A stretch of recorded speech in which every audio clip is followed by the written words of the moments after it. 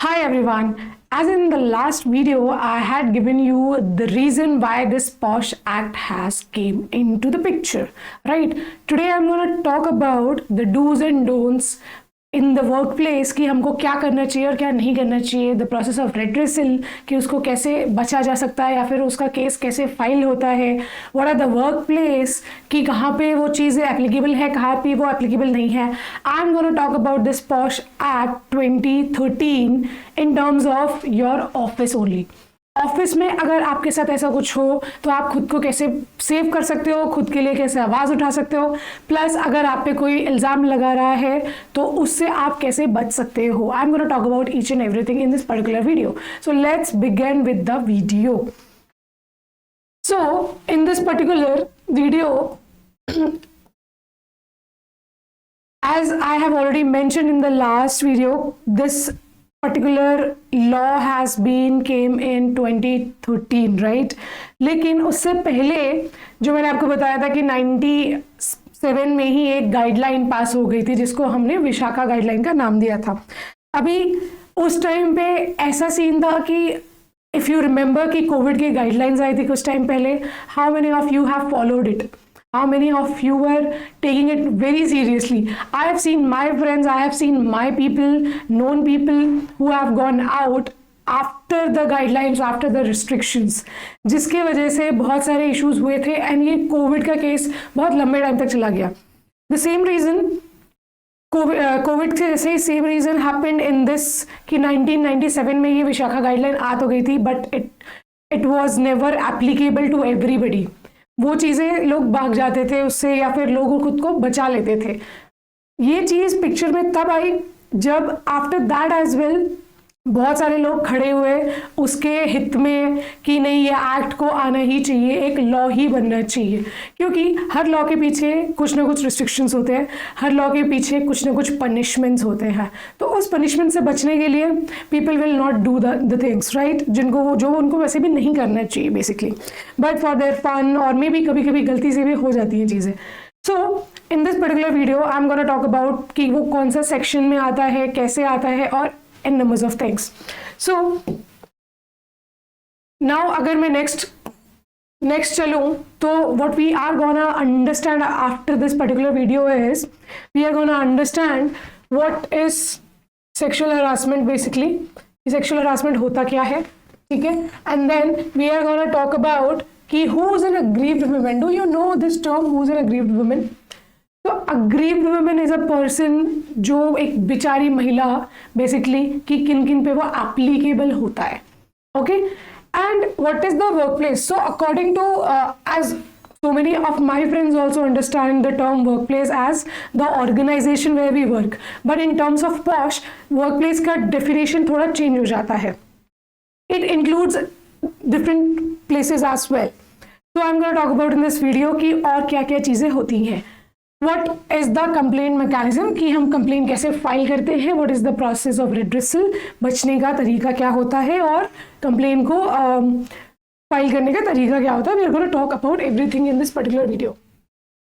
So sexual harassment क्या होता है basically?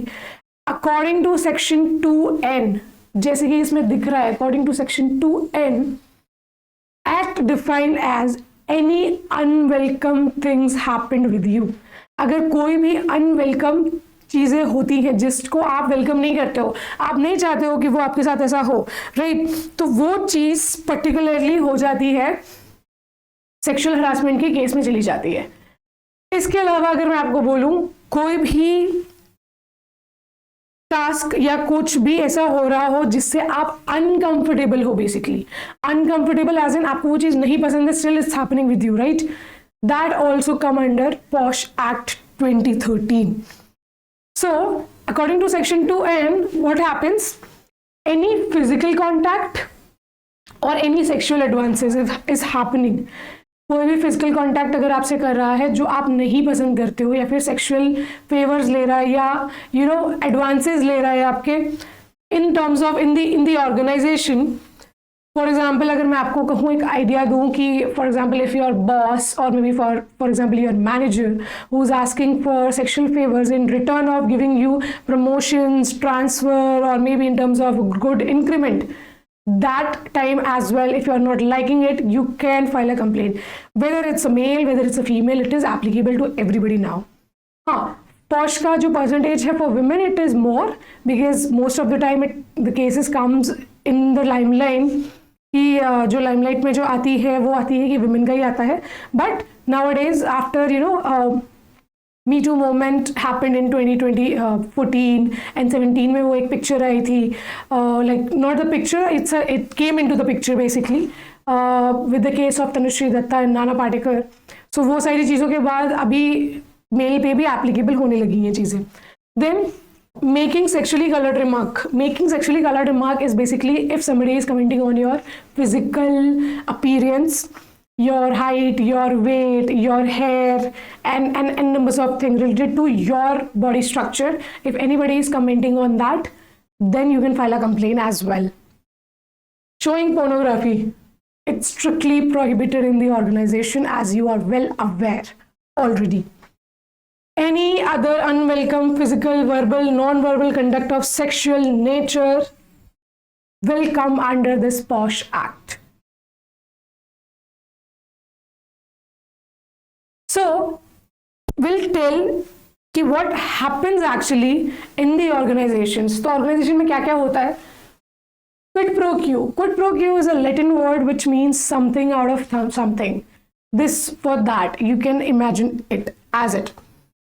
Abuse of authority. Why I've written over here? Abuse of authority. Most of the cases happens junior और senior में. बहुत सारे लोग होते हैं, बहुत सारे ऐसे seniors होते हैं जो फायदा उठा सकते हैं. तो उसके लिए हम फाइल कर सकते हैं. Implied और explicit promises, preferential और detrimental treatment in employment. अगर आपसे कोई फेवर मांगे और आपने वो सेक्शुअल फेवर नहीं फुलफिल की तो detrimental treatment होना शुरू हो जाता है ऑर्गेनाइजेशन में. अगर वो भी ऐसा हो रहा है जस्ट बिकॉज कि आपने कुछ फुलफिल नहीं किया, then as well you can file a complaint. Implied explicit threat about present और future employment status. कभी कभी लोगों को धमकी देते हुए सुना होगा कि तुमने मेरे लिए ये नहीं किया, ये तुमने मेरे लिए ये नहीं किया तो मैं देख लूंगा कि तुम इस ऑर्गेनाइजेशन में कब तक टिकते हो, या फिर मैं देख लूंगा कि तुम अब इस शहर में तुमको कौन जॉब दिलाता है. Kind of statements which we heard. Never ever believe on that things, क्योंकि पॉश एक्ट के अकॉर्डिंग वो सारी धमकियाँ किसी काम की नहीं है. If you file a complain वो सुनी जाएंगी. तो if something is happening with you और विद योर फ्रेंड्स और family, please go and file a complaint in your company first. If company is not taking it seriously, then go and file a complaint outside. This is the only time. Interference with work, creating an intimidating or offensive or hostile environment. बार बार टोकना, आपने ऐसा क्यों किया, आपने वैसा क्यों किया, बार बार पीछे पड़ना कि नहीं मुझे आज ही करके दो, ऐसे भी चीज़ें होती हैं. डेडलाइंस बढ़ा देना, मतलब बेसिकली डेडलाइंस कम कर देना एंड काम बढ़ा देना. This also happens. ये सारी चीज़ें अगर आपको लगता है कि वो सिर्फ सेक्शुअल फेवर्स के वजह से नहीं हमको ऐसा कर रहे हैं या ऐसा ट्रीटमेंट दे रहे हैं, then at that time as well you can file a complaint. Humiliating treatment, humiliate करते हैं in front of people, in front of group, in front of meeting. अगर ऐसा होता है just there is a reason, just because if you haven't fulfil their needs, तो वो अगर ऐसा करते हैं then you can file a complain. अगर आपके नॉर्मली डेडलाइंस है, अगर नॉर्मली आपको काम का प्रेशर है, then you have to manage your time. That is not related to the POSH over here. POSH is only related to when somebody is harassing you. So the examples I have given, quid pro quo. Quid pro quo is like, if you can see the visual, see this photograph, you can get it what I am trying to convey from this particular statement, right? Ki somebody is over here and trying to humiliate, or maybe you can say trying to embarrass the lady. Sexual favors, requesting or demanding sexual favors either directly or by implications. Directly आप पे ऊपर कोई कह रहा है या फिर indirect way में आपको सेक्सुअल फेवर्स मांग रहा है. right? As it is written over here, if you can just go through it, tonight our little project team will do great work, won't it? अगर नॉर्मली शब्दों में देखा जाए तो उसका डायरेक्ट मीनिंग है, लेकिन the way he is standing over there it shows कि there is something else in his mind. अगर ऐसा कुछ होता है then definitely after that if somebody is passing by, okay, you cannot sing a song, the ugliest song, you cannot laugh. अगर उस person को बुरा लगता है then she or he can file a complaint. Unwelcome जो comments आते हैं, abusive language आती है, जो गालियाँ आती हैं, जो डबल मीनिंग कोट्स आते हैं, राइट, वो सारी चीज़ों पे भी एप्लीकेबल है ये POSH. It is just not कि आपने किसी को टच कर दिया, it is just not you have winged at somebody. No, every single or small thing can consider in posh. Sexual overtones, verbal and non-verbal conduct of sexual nature, right? For example, if you can see in this particular picture that this lady is wearing a dress and those guys are clicking a photograph. So it shows that she is nervous because she didn't want them to click the picture and these people are laughing over there. So if something is happening like that in your organization without your permission, if somebody is taking your pictures or videographing you, you can file a complaint against that person. Apart from that, if somebody is giving you gender का कि ये तुम लड़की हो तुम नहीं कर सकती, या तुम लड़के हो तुम ये नहीं कर सकते, kind of stuff which happens in the organization most of the time due to the sexual favors you have asked for. If something is happening like that, then you can file a complaint against that person. Okay. Apart from that, unwelcome touch, molestation and all, you know that, right? So molestation अगर कोई करता है, आपको कहीं से छूता है या फिर आपके हैंड शेक करने पे भी, if you feel like this is not the way it should be done, you can file a complaint. So in short, if I talk, sexual behavior is when the behavior is unwelcome, the sexual in nature, subjective in experience, impact not the intent matters. Impact not the intention matters. कल मैंने आपको बताया था कि subjective experience क्या होता है. जरूरी नहीं है कि हमको कोई प्रूफ चाहिए होगा, हमको सीसीटीवी फुटेज चाहिए होगा, हमको 4 लोग चाहिए होंगे, नहीं. अगर सामने वालों ने फील कर लिया then that person can file a complaint. उसको कंप्लेंट फाइल करने का हक है, ठीक है. सब वो प्रूफ हो ना हो that is the secondary thing, लेकिन फाइल कंप्लेन करने का हक है आपको पहले पॉइंट पे, ठीक है. Impact not the intention matter. उससे इम्पैक्ट क्या पड़ रहा है? आप तो मजाक कर रहे थे किसी के साथ, आप तो ऐसे ही मजे ले रहे थे दोस्ती यारी में, राइट, या फिर आप ऐसे ही नहीं जानते लेकिन आप कमेंट पास कर रहे थे, बट उस पर्सन पे क्या असर पड़ा है यू डोंट नो, राइट. तो वो इम्पैक्ट बहुत इंपॉर्टेंट होता है, not the intentions only. So next topic जो था हमारा वो था who is an aggrieved women. So who is an aggrieved women? The women who is working in the organization, plus if a woman who has stepped in your organization for a while also, that person also can file a complaint. How? I'll tell you. So in this particular slide, if you can see, I have written regular employees, temporary employees, employees on ad hoc or daily wages basis, employed through agents and contracts, employed on remuneration or voluntary basis, whether the term of employment are expressed or implied. Every single woman, in short अगर मैं बोलूँ, हर एक वो लड़की, हर एक वो नारी, वो women जिसने थोड़े देर के लिए भी अगर अपने ऑर्गेनाइजेशन में आए हैं, काम किया है. For example eight the time of celebration, if it's 15 August, if it's Diwali or whatever it is, fine, the season is coming, right? So अगर उस टाइम पे जैसे हमें ऑर्गेनाइजेशन में कुछ डेकोरेट करना होता है, हमारे पास उतना टाइम नहीं होता, then what we do generally, हम किसी को बाहर से बुला लेते हैं थोड़े टाइम के लिए, just decorate it and you can go, right? तो उस केस में भी अगर उस महिला के साथ कुछ हो जाए, that person, that female can file a complaint. So posh जो एक्ट है ना वो सब पर होता है, चाहे वो वुमेन वेंडर हो, चाहे वो क्लाइंट हो, चाहे वो कोवर्कर हो, चाहे वो प्रोबेशनर हो, any of the lady, any one, everybody is applicable, सबके लिए एप्लीकेबल है. तो apart from that what is work place, जो हमारा थर्ड टॉपिक था basically. What is work place? तो work place is apart from your operational floor. So जो आपका जो ऑपरेशनल फ्लोर होता है बेसिकली, तो जहाँ पे आप काम करते हैं उसके अलावा भी बहुत सारी ऐसी जगहें हैं जहाँ पे आप पर्टिकुलरली ऐसी हरकतें नहीं कर सकते, जैसे कि your office parties. It is the office party, right? Office का पार्टी है, that you can not use against कि आप पॉश वहां पे create something like that. Training sessions, your outbound training session, inbound training sessions, your client visit, your offsites, और travel for any office purpose. If you are traveling for any office purpose, then if something happened travel करते time पे, then you can file a complaint. Any place visited during the course of employment, it will treated as a nature of employment. कहीं भी जाओगे जब तक आप उस organisation से रिलेटेड हो, अगर ऐसी कुछ हरकत आपके साथ होती है या अगर आप ऐसा कुछ करते हो, in both the cases POSH is applicable.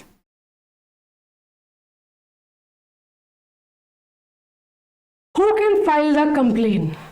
So the question is, who can file the complaint? So most of the cases में I have just mentioned कि this particular POSH Act was for the women. That's why I have all mentioned for women, but now male can also apply for the same.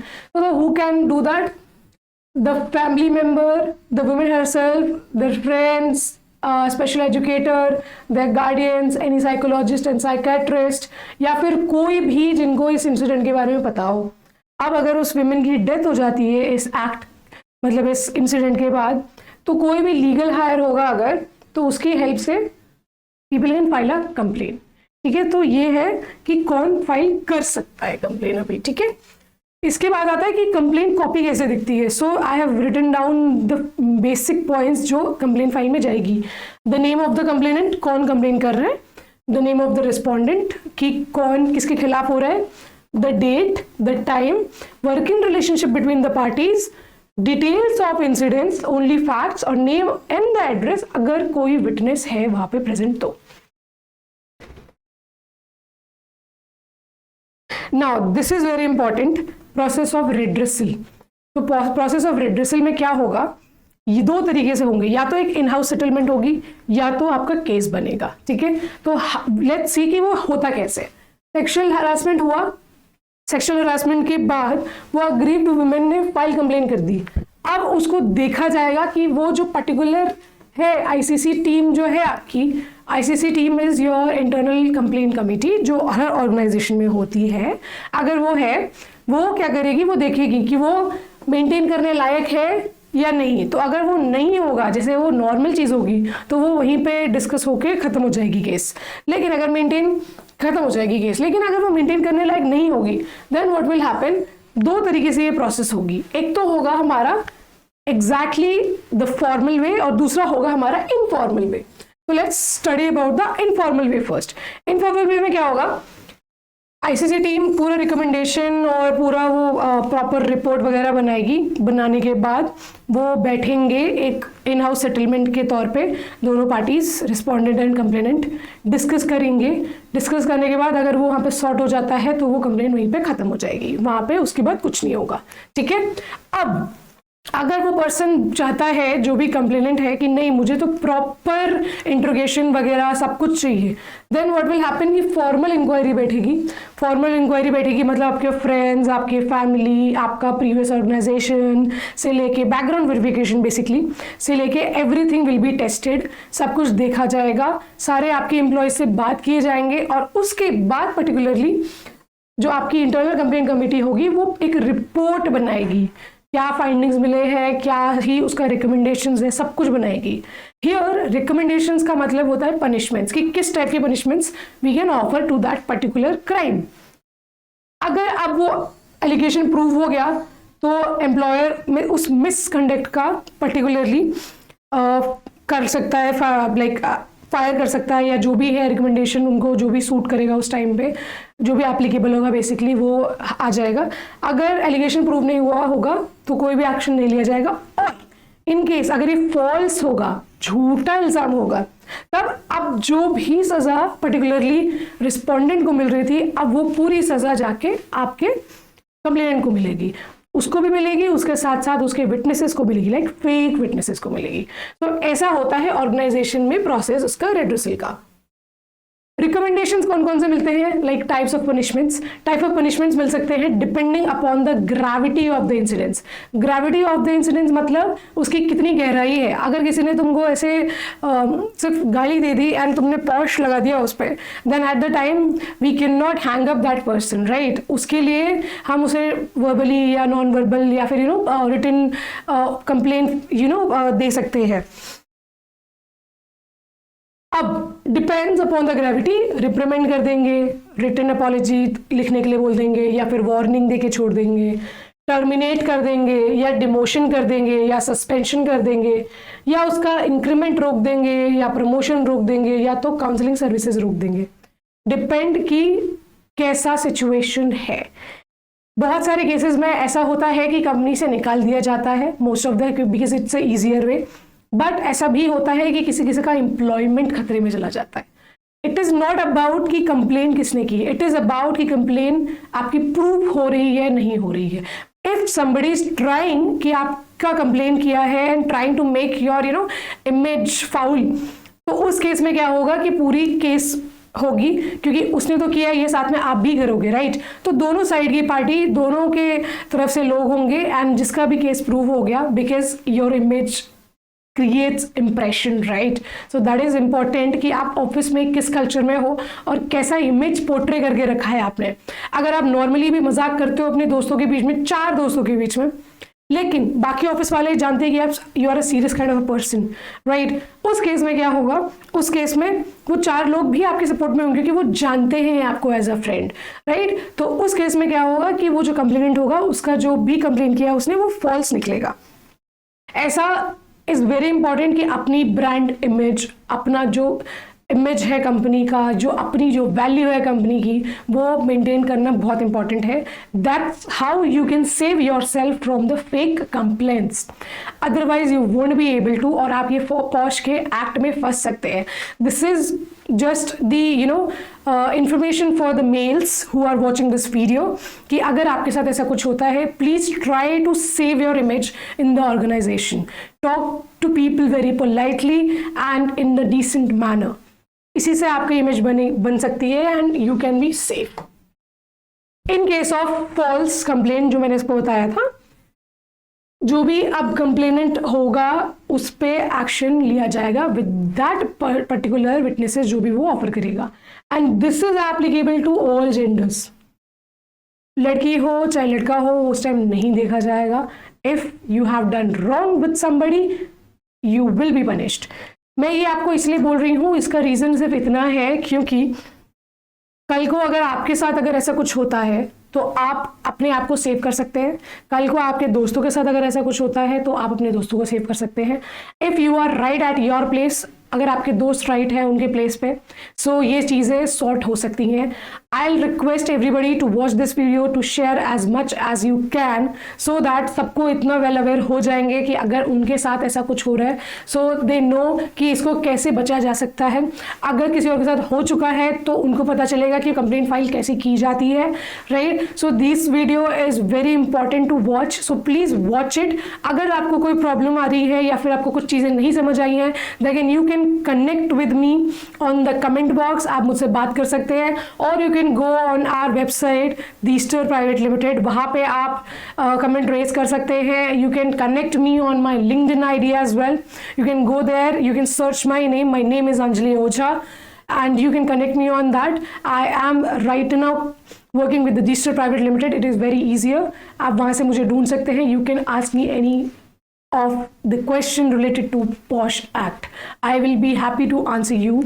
And आप comment में भी लिख सकते हो Please share this as much as you can to save anybody's life. Every life is very precious. किसी को भी ना ही false complaint में फंसाना है और ना ही अगर किसी के साथ ऐसा कुछ हो रहा है तो उसको अनदेखा करना है. This is very important nowadays. Please listen to it very carefully and keep following these two.